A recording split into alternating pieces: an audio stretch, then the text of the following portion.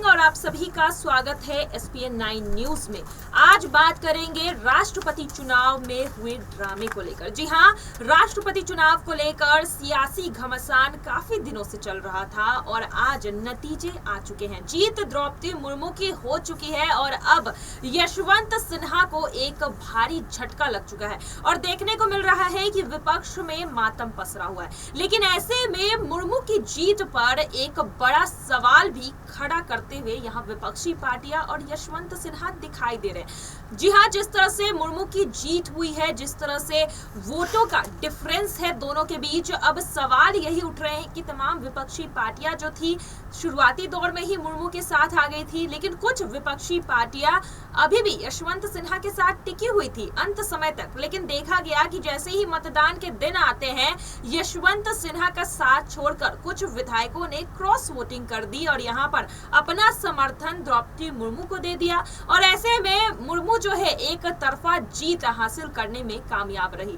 और इसी चीज को लेकर पहले विपक्ष ने एफआईआर भी दर्ज की थी। यहाँ पर चुनाव आयोग के सामने यही दलील रखी गई थी कि जिस नियम के तहत चुनाव होते हैं उस नियमों के साथ छेड़छाड़ की गई है। और अब सवाल यशवंत सिन्हा भी उठा रहे हैं यहाँ पर नतीजों को लेकर। जिस तरह से नतीजे सामने आए हैं ये काफी चौंका देने वाले हैं। चलिए इन सभी मुद्दों पर आज हम बातचीत करेंगे और हमारे साथ मौजूद है क्रांति। आपका बहुत बहुत स्वागत है। क्रांति, जिस तरह से नतीजे सामने आए हैं, कहीं ना कहीं द्रौपदी मुर्मू की जो जीत हुई है ये एक बड़ी जीत मानी जा रही है। अगर रुझानों की बात की जाए तो पहला रुझान जब सामने आया था उस वक्त से ही द्रौपदी मुर्मू आगे चल रही थी। उस वक्त से ही देखा जा रहा था कि 540 वोट जहां द्रौपदी मुर्मू को मिले थे, वहीं 240 पर ही यशवंत सिन्हा अटके हुए थे। ऐसे में ही पहले ही रुझान से ये क्लियर हो चुका था साफ तौर पर कि जीत जो है द्रौपदी मुर्मू की होने वाली है। तो अब जो यशवंत सिन्हा द्रौपदी मुर्मू की जीत पर जिस तरह से सवाल उठा रहे हैं, जिस तरह से यहाँ पर विपक्ष सवाल उठाते हुए नजर आ रहे थे, क्या सही में यहाँ पर वोटों के साथ छेड़छाड़ हुई है? क्या सही में जो खरीद फरोख्त का मामला निकलकर सामने आया है, क्या यहाँ पर बीजेपी ने मुर्मू की जीत के लिए जो विधायक क्रॉस वोटिंग कर रहे थे उन्हें खरीदा गया है? देखिए, यहाँ पर एक चीज कही जाती है राजनीति में कि जब राजनीति में अगर आपको जीत चाहिए तो आपको हर नीति अपनानी पड़ती है। तो जाहिर सी बात है कि यहाँ पर जीत अगर अपने पैमाने में लाना इतना आसान हो और पता हो कि विपक्ष जो है इतना लाचार है इस वक्त, तो विपक्ष को खरीदना सत्ताधारी के लिए कोई बड़ी बात नहीं है। तो यहाँ पर अगर हम इस पूरे मुद्दे पर अगर एक पहलू से नजर डालें तो खरीद फरोख्त की जो नीति का बार बार आरोप लग रहा है, तो वो राजनीति में पहले भी देखा गया है। तो हो सकता है कि इस बार भी खरीद फरोख्त की जो नीति है वो बीजेपी ने अपनाई होगी और यहाँ पर इसका फायदा जो है द्रौपदी मुर्मू को साफ तौर पर मिलता हुआ नजर आया होगा। लेकिन अगर इस पूरे मामले में एक और तरफ से हम नजर डालें तो इस पूरे मामले में एक और मुद्दा है जो खुल करके सामने आ रहा है, वो ये कि यहाँ पर द्रौपदी मुर्मू की जीत हर तरफ से बहुत ही ज्यादा सस्पेंस में है। क्योंकि जीत तो हो गई, ये भी पता है कि बहुमत का आंकड़े से बस थोड़ा ही पीछे थी। यहाँ पर एनडीए जो है वो एकजुट थी, एनडीए किसी और पाले में नहीं जाना चाह रही थी। एनडीए के जितने सांसद, जितने विधायक थे, वो सब द्रौपदी मुर्मू का खुलकर समर्थन कर रहे थे। यहाँ तक कि वो नेता भी शामिल थे जो वोट प्रक्रिया में हिस्सा भी नहीं ले सकते थे, उन लोगों ने भी खुलकर समर्थन किया। तो देखिए, यहाँ पर एनडीए काफी मजबूत थी, तो उनका खुद का वोट बैंक तो था ही, लेकिन बाहर से जो वोट बैंक लाना था वो ज्यादा मुश्किल इसलिए नहीं हुआ क्योंकि यहाँ पर जो है खुद विपक्ष बिकने को तैयार थी। कह सकते हैं यहाँ पर विपक्ष ने अपनी झोली फैला रखी थी, जिसमें जाकर के हो सकता है कि यहाँ पर बीजेपी ने पैसे फेंके हो और तमाशा देखने की नीति अपनाई हो। तो यहाँ देखा जा सकता है कि द्रौपदी मुर्मू की जो जीत है वो काफी संदेहनीय है। उस जीत में आखिरकार कितनी पीछे की राजनीति लगी है वो कहना बेहद मुश्किल है, लेकिन बिना राजनीति के यहाँ पर देश की राजनीति को चलाना बेहद मुश्किल है।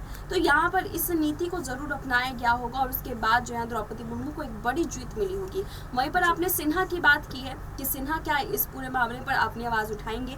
जी बिल्कुल, यहाँ पर सिन्हा जो है वो जब अब इस पूरे मैदान में उतरे थे वो तभी इतनी सारा शोरों शोरों से अपनी आवाज उठा रहे थे। तो साफ जाहिर है कि इस पूरे मामले में जिस हिसाब से द्रौपदी मुर्मू की जीत हो रही है, तो जब जीत से पहले यहाँ पर यशवंत सिन्हा सवाल उठाते नजर आए थे, तो यहाँ जीत के बाद भी वो जरूर नजर उठाते हुए आएंगे। यहाँ तक कि जब द्रौपदी मुर्मू अगर किसी मुद्दे पर चुप बैठी तो उस दौरान जो है विपक्ष की तरफ से उन्हें जरूर घेरा जाएगा और सबसे ज्यादा यशवंत सिन्हा इस दौरान जो है बोलते हुए नजर आएंगे, क्योंकि वो कहेंगे कि मैं एक भावी प्रत्याशी के रूप में सामने था, लेकिन आप लोगों ने मुझे नकारा और अब देखिए जिसको आपने सराहा था वो अब आप लोग के हित में कुछ कहने को तैयार नहीं है। तो अगर यहाँ पर द्रौपदी मुर्मू अपनी तरफ से इस पूरे मामले को ढील देती है, बीजेपी को अगर अपने सर पर चढ़ने देती है, तो साफ जाहिर हो जाएगा कि यहाँ पर यशवंत सिन्हा जो है एक तो अभी वो विरोध प्रदर्शन जरूर करेंगे और इसके बाद भी कयास यही है कि लगातार वो इस तरीके के प्रदर्शन को आगे भी जारी रखेंगे। जी बिल्कुल, सवाल यहाँ पर अगर द्रौपदी मुर्मू की जीत पर उठाया जा रहा है तो सवाल तो यहाँ पर विपक्षों की हार पर भी उठना चाहिए कि आखिर क्या वजह रह गई, क्या नीतियों में कमी रह गई, जिस तरह से आज विपक्ष इतनी बुरी तरह से टूटते हुए और हारते हुए दिखाई दे रहा है। अगर यशवंत सिन्हा और तमाम बाकी विपक्षी पार्टियां जो यशवंत सिन्हा के साथ थी वो द्रौपदी मुर्मू की जीत पर सवाल उठा रही है, तो सवाल अपनी हार पर भी उठाना बनता है। क्योंकि देखिए यहाँ पर विपक्षी पार्टियां जो शुरुआती दौर से यशवंत सिन्हा के साथ में खड़ी रही, जिस तरह से कांग्रेस पार्टी की बात कर ली जाए, अखिलेश यादव जिस तरह से साथ में दिखे, जिस तरह से शरद पवार कदम से कदम मिलाते हुए दिखे, आज इन्हीं पार्टियों के नेताओं ने जो है यशवंत सिन्हा को धोखा दिया है। तो आज जो कांग्रेस पार्टी सवाल द्रौपदी मुर्मू की जीत पर उठा रही, क्या यही सवाल अपने पार्टी के नेताओं पर कांग्रेस पार्टी, एनसीपी पार्टी और समाजवादी पार्टी को नहीं उठाना चाहिए, जिस तरह से क्रॉस वोटिंग की है इनके विधायकों ने?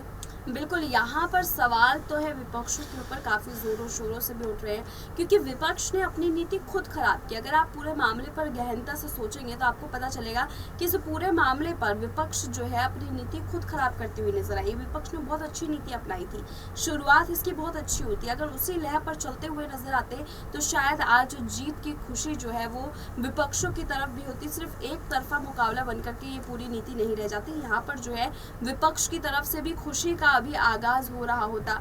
चुनावी प्रक्रिया के बाद जो है रिजल्ट आने के इंतजार में सबको 50-50% का मुकाबला देखने को मिलता। हालांकि अभी क्या देखने को मिल रहा है कि सभी को पता है कि द्रौपदी मुर्मू जीत जाएंगी। तो देखिए यहाँ पर इस पूरे मामले में जो है विपक्ष की सबसे अहम भूमिका रही हार में, क्योंकि विपक्ष जो है वो टूटता गया। उनको तोड़ने की जो एक छोटी सी नीति अपनाई गई और उस छोटी सी नीति के तहत ही वो टूट गए। सोचिए अगर कोई बड़ा भूचाल आ जाता बीजेपी की तरफ से, तब तो पूरी इतर बितर हो जाती विपक्ष। तो यहाँ पर ये वाली नीति देखी गई कि उपराष्ट्रपति पद तो चलिए हमारे हिस्से में है ही, यहाँ पर राष्ट्रपति पद के लिए चलिए विपक्ष को तोड़ना है, आइए जरा खेलते हैं। एक बॉल मारा, पूरा ढांचा टूट गया। तो देखिए यहाँ पर ये जो ढांचा था वो बेहद ही कमजोर रहा। जी बिल्कुल, यहाँ पर राष्ट्रपति चुनाव में विपक्ष पूरी तरह से बिखरते हुए नजर आए, लेकिन अब उपराष्ट्रपति चुनाव के लिए क्या रणनीति होगी? यहाँ पर जो खेल यहाँ पर राष्ट्रपति चुनाव में बीजेपी ने खेला किया, वही खेल उपराष्ट्रपति चुनाव में भी खेलते हुए नजर आएंगे बीजेपी पार्टी। जी बिल्कुल, यहाँ पर जो है बीजेपी पार्टी जो है अब यहाँ पर कोई नीति ज़्यादा नहीं खेलेगी, क्योंकि यहाँ पर जो बहुमत का आंकड़ा है उनके पास। दूसरी तरफ अगर हम विपक्ष की बात करें, विपक्ष को इस बार नीति बनाने की ज़रूरत है। विपक्ष इस बार अपनी नीति के साथ खेलती हुई ज़रूर नजर आनी चाहिए। हालांकि इसमें भी देखा जा रहा है कि विपक्ष अभी से ही टूट फूट में दिख रही है यहाँ पर, जबकि बीजेपी का उतना हाथ भी नहीं है। उसके बावजूद क्योंकि अपनों के अंदर ही ईगो बोलते हैं कि ईगो ना, तो वो ईगो जो है वो अपनों के बीच में दिख रहा है। यहाँ पर कांग्रेस ने अपना चेहरा सामने रखा तो ममता बनर्जी नाराज हो गई।